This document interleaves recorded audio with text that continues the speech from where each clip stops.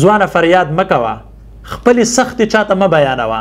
څومره پورې دي چې په ځان باندې اعتماد دی، د اعتماد مطابق تا ته میلاویږي په دې دنیا کې.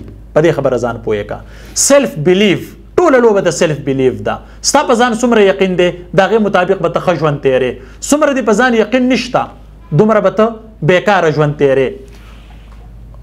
خود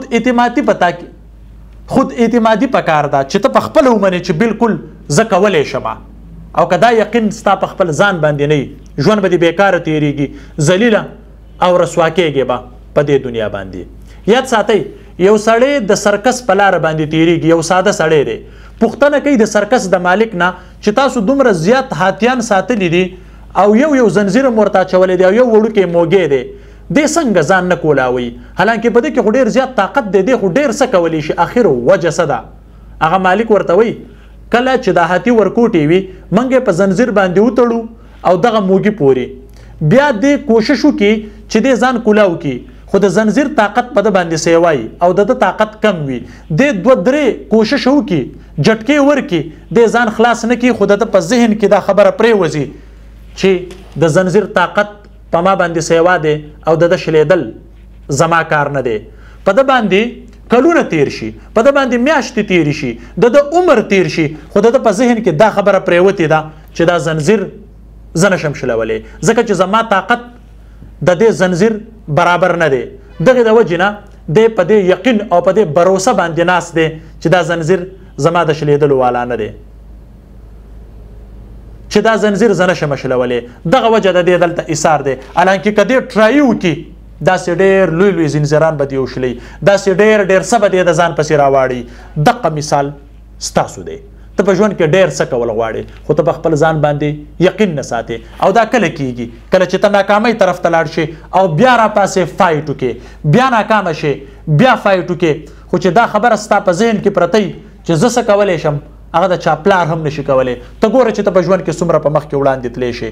تاسو وګورئ کرکټ دې لوبې ته شاهد افریدي غونده کې یو بیټسمین چې د دنیا تیزترین بالران راځي او دې پې چکه لګوي، ته به وایې دا چېرته ویډیو گیم دی، خو نه، هغه په هغې باندې ټرای کړي. د هغې نه مخکې، د میچ نه مخکې، د لوبې نه مخکې د 200-300 باله وهلي دي په مختلف انګلو باندې، او دا دته یو عام عادت جوړ شوي چې دا زه کولی شم.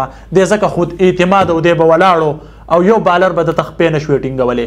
همدغه رنګې که ته په ژوند کې مخکې تلل غواړې او د ځانه څه جوړې، بار بار ته ټرای وکړه، یقین وکړه په دنیا کې داسې طاقت نشته چې تا مات کړي. ډېر څه ته کولی شي، خو ته په خپل ځان باندې یقین نشې کولی، په تا کې خود اعتمادي نشته، ته خود اعتماده نه یې. حالانکې الله تعالی ډېر زیات طاقت درکړی دی، الله تعالی ډېره زیاته پوه هم درکړې ده، خو ته په وخت نه استعمالې، ځکه چې په رایټ ټایم باندې به رایټ ډیسیژن اخلې. په صحیح وخت صحیح فیصله، صحیح لار اختیارول انسان په ژوند کې په مخ کې وړاندې بوځي. او که چېرې ستا په ځان باندې یقین نه وي، یاد ساته دا څنګه ژوند چې تا تېرېږي همدغه رنګې بدایي، دا کله نه بدلیږي. اوس نه فیصله وکړه، اوس نه دا فیصله وکړه چې زه په ژوند کې څه کول غواړم او په هغې باندې ټرای وکړه، هغه به کې. ځکه چې په قرآن کې آیات مبارک دی په 26مه سپاره کې وان لیس للانسان الا ما سعى، د انسان دپاره هیڅ نشته مګر هغه څه چې د څه دپاره یې کوشش وکړو. دا زه نه ویم، دا قرآن وایي چې د څه دپاره دې کوشش وکړو هغه څیز به تا ته میلاویږي. خو د دې سره څه پکار دی؟ د دې سره سوچ پکار دی، فکر پکار دی، په صحیح وخت باندې فیصله کول پکار دی، او هار خو به بیخي نه منې. او چې په کومه ورځ باندې تا هار ومنلو، دغه ستا د ژوند د ناکامۍ لا اولنۍ ورځ ده.